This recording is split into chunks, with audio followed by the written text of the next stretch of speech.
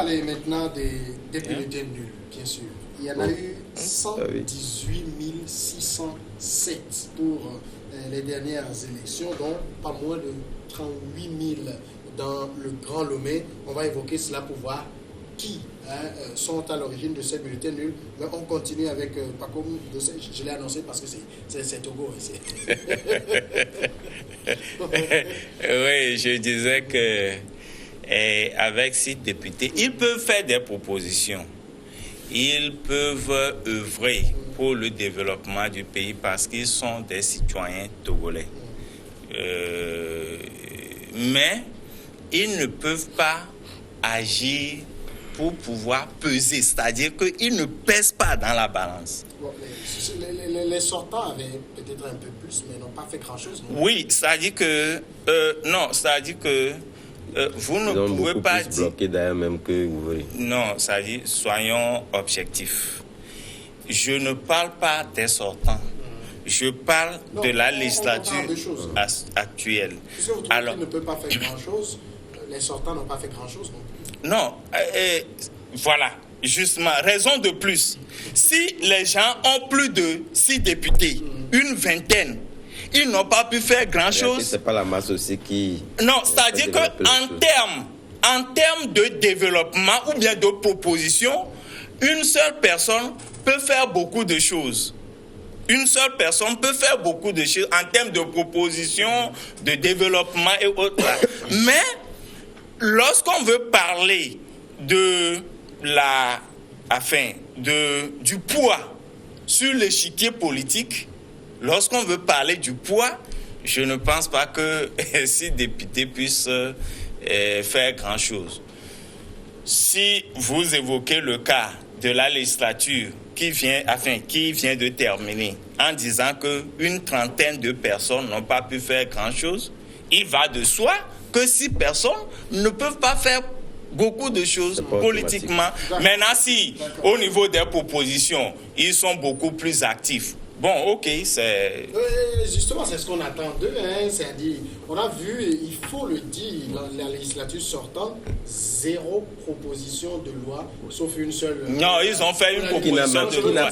Ils ont fait malgré le blocage, ils ont pu... En 5 années, il y a eu une seule proposition de loi. Et en réalité, cette proposition-là même n'émanait pas d'eux, fondamentalement. C'est-à-dire, lorsqu'il faut faire... Et puis, bon, ok, si vous parlez comme ça, la législature actuelle, si le règlement intérieur ne permet pas, c'est-à-dire qu'avant de faire une proposition de loi, il faut rassembler... Non, attends.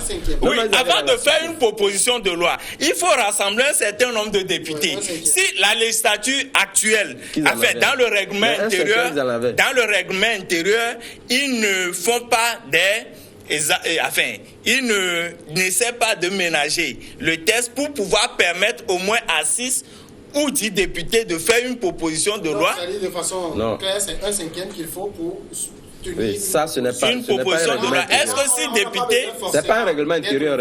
30 pour porter, c'est le lobbying autour après. Quand vous avez une proposition, vous essayez de rallier les autres qui trouvent qu'il faut ajouter tel parti, il faut ajouter tel parti. C'est comme ça que cela marche à l'Assemblée. Mais on a vu la législature sortant, nada en termes de proposition. Tout à fait.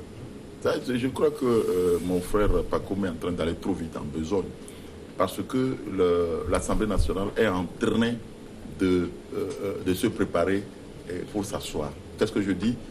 Les résultats que nous avons aujourd'hui, c'est des résultats de la CENI. Et maintenant, les résultats là seront entérinés par la Cour constitutionnelle. Et lorsque ils seront à l'Assemblée nationale, ne croyez pas qu'il n'y aura que l'UFC qui sera opposition. Non, il y a des partis d'opposition qui sont là. Il y a le NET, le président du NET a été candidat contre le président actuel à la présidence de la République. J'ai vu également le parti de Agoyome Kodjo, qui n'est pas un parti de l'UNI, c'est un parti de l'opposition. Il y a Abbas Kaboa, qui est également là, qui a longtemps mené bataille aux côtés donc, de CAP 2015. Et avec Fab, on l'a vu, à ses côtés. Donc on ne peut pas me dire aujourd'hui que l'opposition n'est constituée que de 6 députés, je suis désolé. Et donc, nous allons voir les ralliements au niveau donc de l'Assemblée nationale. Et nous ne pourrons pas dire aujourd'hui que Gilles Christ sera chef de file de l'opposition. Il n'aura que 6 députés derrière. Je suis désolé. Ça n'aura pas que 6 députés. Il y aura beaucoup plus de députés. Et de 2. Et comme ils disent qu'avec 6 députés, on ne peut pas bien faire le poids, je suis désolé.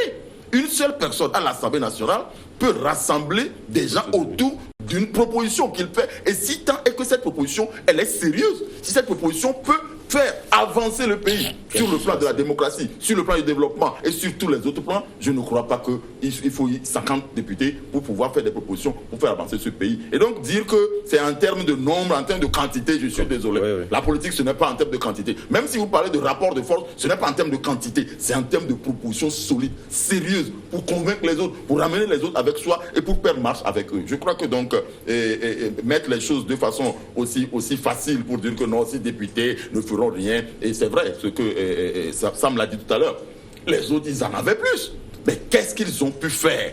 Des gens qui ont fait 5 ans à une législature et qui n'ont jamais fait une seule bonne proposition pour faire avancer ce pays.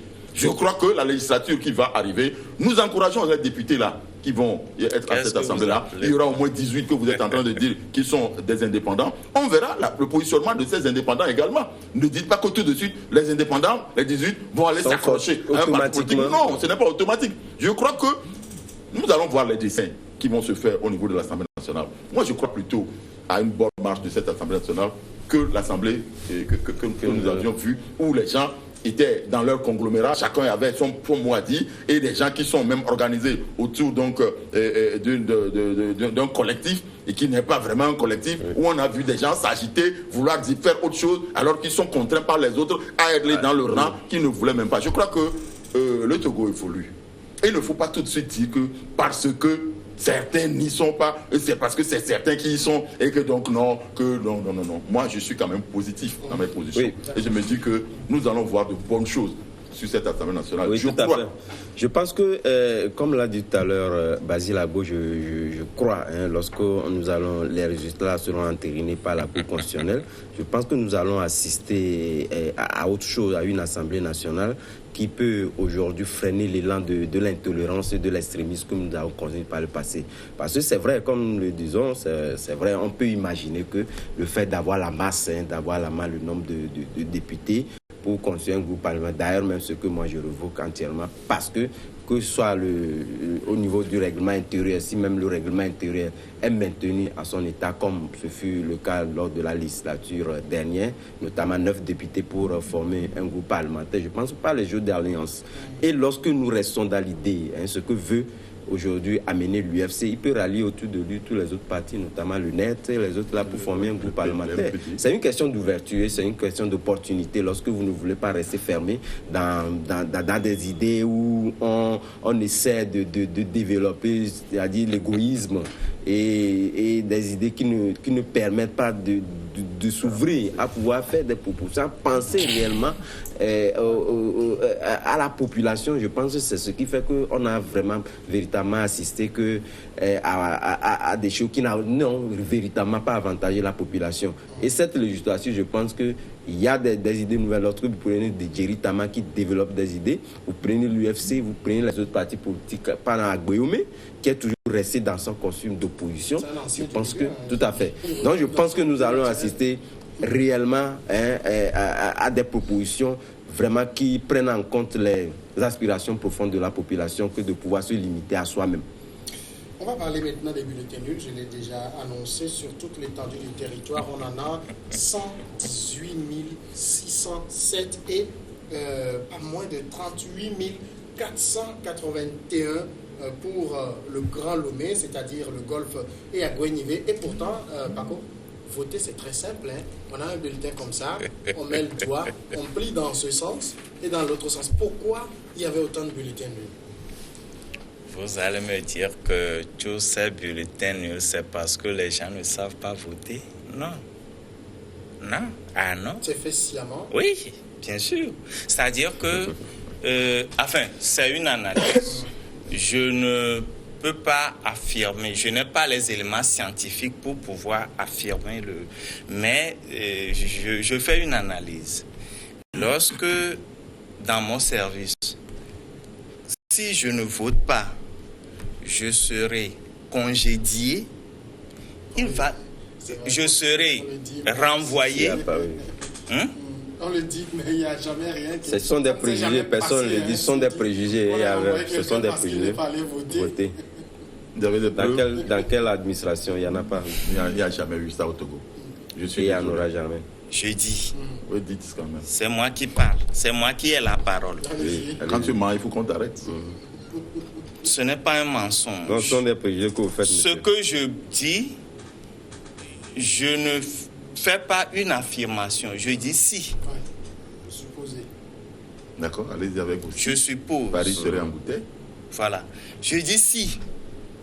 Enfin, si je dis congédier, peut-être qu'on ne va pas te congédier, mais il y a d'autres mécanismes, enfin, par lesquels on peut essayer de t'épingler. Je dis si. Laissez-moi parler, s'il vous plaît. Donc, lorsque j'ai peur pour des représailles au service, il va de soi que j'aille voter. On filme les votants. Non, j'avais dit à l'instant que je suis en train de faire une analyse. Je n'ai pas les éléments scientifiques pour pouvoir affirmer. Je l'ai dit. Vrai ou faux? Vrai. Laissez-moi parler. Ça y est, n'ayez pas peur de moi. Laissez-moi. Laissez-moi parler. Ce sont des analyses. Voilà.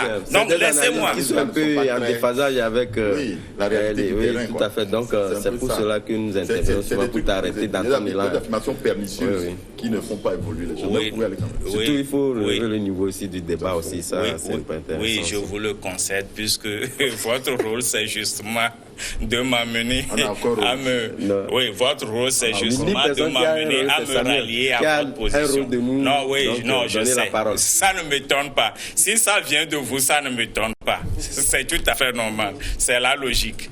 Eh bien, je disais que lorsque vous avez peur des représailles, eh bien, le bon sens voudrait que vous alliez voter. Mais vous votez qui? Puisque vous n'allez pas voter avec le cœur, eh bien, il faut voter pour un bulletin nul. Enfin, il faut voter en sorte que votre... Voilà. Enfin, d'après mon analyse, alors, j'estime... On va faire tourner rapidement. Madame, le nul, ça dit, il faut préciser. Bon, je ne sais pas, c'est peut-être la CENI qui va nous éclairer dessus. Et malheureusement, cette année, la CENI n'a pas beaucoup communiqué, sauf par des communiqués ici. Est-ce que les bulletins nuls, c'était des bulletins blancs ou des bulletins mal votés? Les deux. Lorsqu'on parle de bulletins nuls, c'est les deux. Mal votés, votés par erreur, c'est qu'on sort. Donc, c'est tout ce rôle-là qui font des bulletins. S'il y avait beaucoup de blancs ou des bulletins, des gens se sont amusés à mettre des doigts sur tous les candidats. Tout à fait. Ou à mal plier, l'encre s'est retrouvée ailleurs et tout. Bon, oui, mais ce que moi je pouvais, étant donné que nous sommes dans des analyses politiques, je pense que quelque part, vous savez, l'appel à boycott, c'est un peu suivi parce que lorsque nous prenons un peu le pourcentage qui fait un peu 59%, ça veut dire qu'il y a une forte majorité de la population, presque de 40%. Non, en fait, les deux, ils sont les deux. Il n'y a pas eu d'appel à boycott. Il y a eu appel à empêchement. Voilà. Empêcher la personne se réjouit du boycott alors qu'il n'y a jamais eu d'appel à boycott. Bon, il y avait empêché, mais il y avait de l'autre côté aussi l'appel à ne pas aller voter aussi. Il faut les deux se recoupent, je pense. Les deux se recoupent. La coordinatrice de la coalition a très bien entendu qu'ils vont empêcher. Oui. Mais bien avant, oui. Vous savez, les discours ont évolué au fur et à mesure qu'on a approché de la date du 20. À un moment donné, lorsque vous prenez pendant le début du mois ou lorsque nous étions vers les 10, il y avait cet appel-là qui appelait les gens d'abord, si nous prenons le recensement, à ne pas se faire recenser, mais au-delà de tout, c'est aussi à ne pas sortir pour aller voter. Donc, au niveau de la coordination, c'est vrai que la coordination l'a dit, mais à l'interne, il y avait des gens qui appelaient les gens à ne pas aller voter. Donc, quelque part, c'est pas mauvais. Hein? Nous allons saluer quand même ce chiffre-là. Tout à fait. Donc, mais ça voudrait dire quelque part que les 40 restants, quand même, ont écouté ce cri-là, parce que de toutes les façons, ceux qui ou la quasi-majorité de la population togolaise n'est pas forcément, n'adhère pas ou ne souscrit pas à l'appel à sortir, à aller voter. Donc, ça voudrait dire qu'ils ont quand même une proportion qui a adhéré à leur chose. Basile, comment vous expliquez qu'on sorte de sa maison, on va dans le centre, le bureau de vote, mais on vote nul? Oui, vous avez posé la question sur l'existence des bulletins nuls. Qu'est-ce qui fait que les bulletins sont nuls? Il y a Adama Djourounou qui nous a dit, qui a clarifié, qu'il peut y avoir des gens qui ont voté le blanc. C'est-à-dire qu'ils sont allés dans l'isoloir, ils ont plié leur bulletin tranquillement, ils sont venus déposer. Bulletin blanc. Il y a des gens qui, après avoir voté, ont mal plié le bulletin et l'ont déposé. Donc peut-être la tâche se retrouve sur deux lieux, des bulletins nuls. Ou à des gens qui ont mis leurs mains pour s'amuser. Nous avons même vu sur les réseaux sociaux un monsieur qui a rentré dans l'urne avec son appareil, a voté tout le monde et a le déposé. Donc il y a des cas comme ça. Pourquoi? Parce que l'ambiance dans laquelle même nous avons fait les élections est déjà un peu délétère. Tout le monde n'avait pas cette volonté d'aller voter. Et deuxièmement, la CENI n'a pas beaucoup communiqué sur comment voter.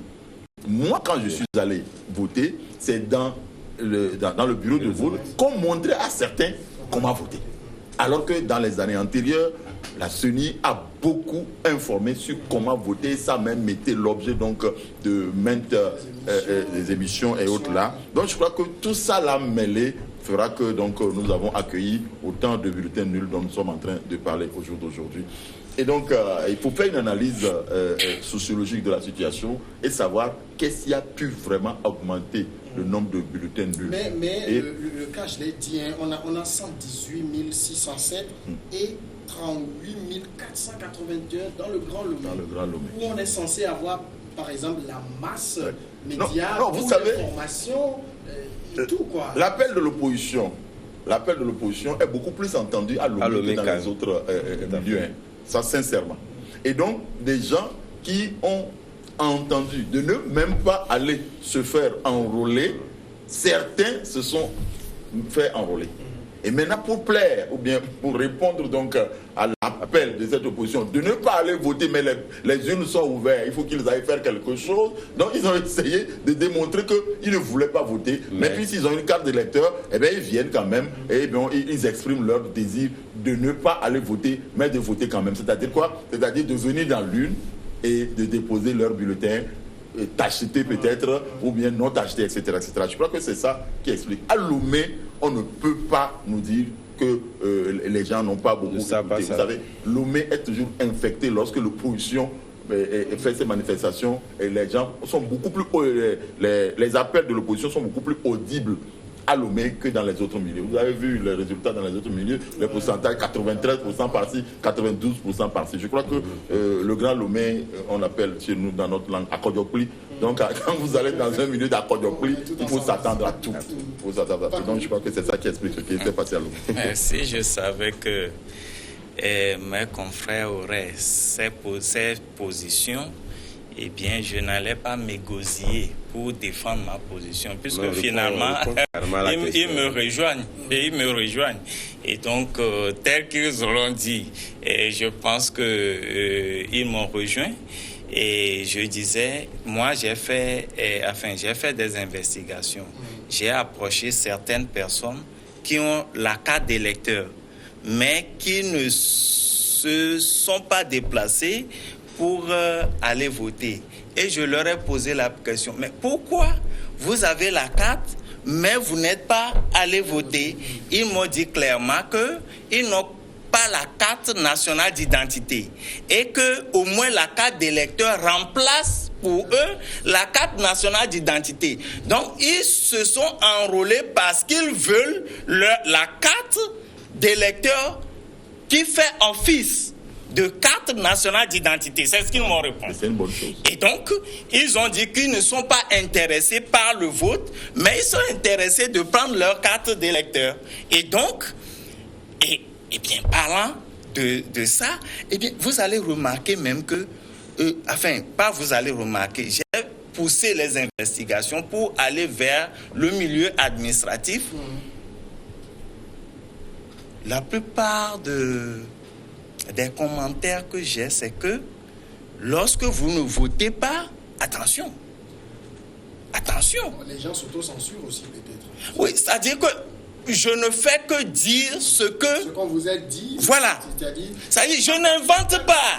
Vous avez des éléments de preuve, vous avez des cassettes enregistrées. Au Togo, c'est trop facile de venir ici pour dire en Belgique. On ne peut sanctionner personne. Sur la base de quelle loi, par exemple, on sanctionnerait quelqu'un qui n'a pas... C'est-à-dire que, heureusement, nous sommes tous des journalistes autour de ce plateau. Vous savez combien de fois, combien le métier est tellement difficile lorsqu'on veut faire certaines investigations, lorsqu'on veut aller sur certains terrains, et donc vous ne pouvez pas appeler quelqu'un, fixer une caméra sur la personne pour dire que vous voulez faire une interview et vous voulez lui demander pourquoi il est allé voter. Je parle de quelqu'un de l'administration. Mais même lorsque vous parlez dans un premier temps, il va vérifier si vous n'avez pas un enregistreur allumé. Mais vous savez combien de fois le travail est difficile. Et si vous me demandez si j'ai des preuves scientifiques, moi, je voudrais pousser la curiosité pour demander, voir pourquoi les gens sont allés voter. Il y en a qui me disent qu'ils sont allés voter parce qu'ils adhèrent au processus. Il y en a qui disent qu'ils n'adhèrent pas au processus, mais, ils ont peur. C'est pour cela... De qui? D'accord. Adam, non, je pense que quand je dis peur, vous savez que nous sommes dans une situation où, je sais que vous essayez de me taquiner un peu parce que les gens savent des choses, mais ils veulent que c'est moi que ça sorte de ma bouche. Adam, les 118 000 bulletins nuls, c'est la faute de la CENI? Oui, quelque part, parce que, comme nous l'avons dit tantôt, la CENI n'a pas véritablement communiqué. Et il y avait certains candidats qui essaient de relayer ou de jouer le rôle lorsqu'ils étaient en campagne. Mais la totalité, lorsque vous prenez la totalité, ce n'était pas vraiment ça l'objectif visé. Donc, ils n'ont pas tellement misé sur cette formule-là de pouvoir vraiment éduquer ou amener la population à vouloir s'imprégner de comment voter. Il y avait ça aussi qui a joué. Mais comme nous l'avons dit aujourd'hui, il y avait la CENI aussi qui avait une part de responsabilité parce que n'ayant pas véritablement communiqué comme cela devait être le cas au niveau des radios locales, des télévisions où on consacrait des portions de temps d'antenne pour pouvoir faire dérouler ce message-là. Ce n'était pas le cas. Mais pour revenir en tout cas à un sujet ou à un questionnement posé tout à l'heure par mon frère Pakoum, il faut dire que lors de ces élections-là, je ne crois pas avoir vu un baromètre ou un référencement qui pouvait amener un candidat ou disons un citoyen qui a voté, oui, qui devait être suivi. Je pense que c'est en toute liberté et en toute souveraineté que les gens sont allés voter librement et personne n'envisageait. Il n'y a pas d'administration où les gens étaient obligés de monter leurs petits doigts qu'ils ont voté, craignant des représailles. Mais ce qu'il faut dire aussi fondamentalement, vous savez, lors du recensement, les gens avaient utilisé, il y avait eu un temps où le chiffre qui était annoncé par la CENI avait voulu faire objet de contestation. Les gens ont utilisé des subterfuges, mais par après, ils ont constaté que la population elle-même s'est mobilisée autour de ce recensement compte tenu d'un certain nombre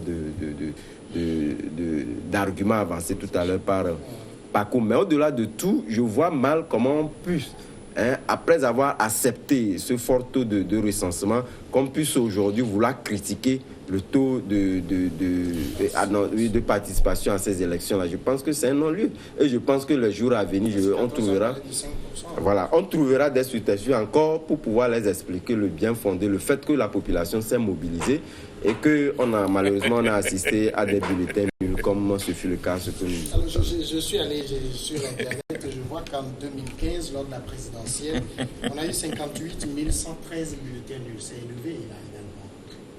Effectivement, j'allais dire tout à l'heure que ce n'est pas à cette élection que nous avons vu des bulletins nuls.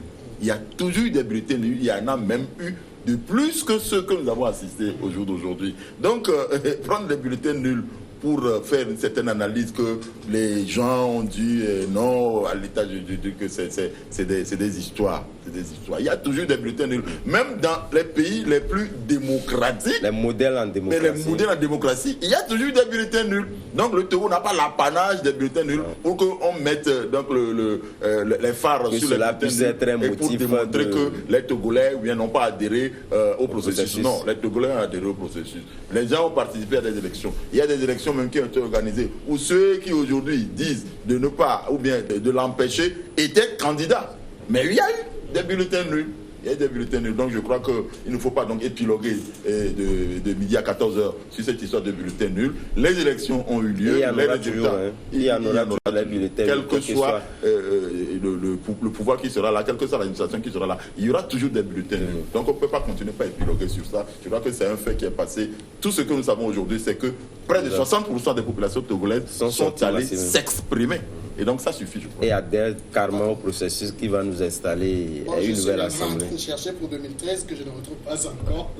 Mais en tout cas, comparé à 2015, 58 000, 118 000, le Togo est champion en bulletin nul. Non, pas ça, parce que lorsque vous dites... Non, je pense que la parole est à moi, c'est ça, non? Non, de toutes les façons, vous savez, lorsqu'on fait les parallèles... La parole est à moi, la parole est à moi.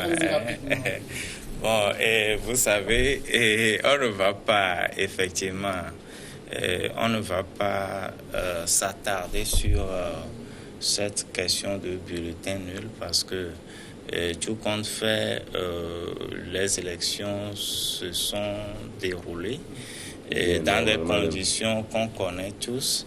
Et bon, c'est vrai qu'il y en a qui vont essayer de rentrer dans des arguties pour pouvoir démontrer autre chose. Mais je pense que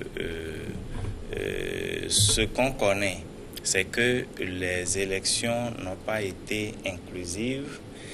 Les élections... Personne n'a empêché quelqu'un de pouvoir... Oui, comme le dialogue. Oui, tout comme le dialogue n'a pas été inclusif. On a chassé même des gens à la CENI parce qu'ils n'étaient pas au dialogue. Merci beaucoup, Adam Matrono. Merci à vous aussi. Merci de nous avoir suivis. À demain.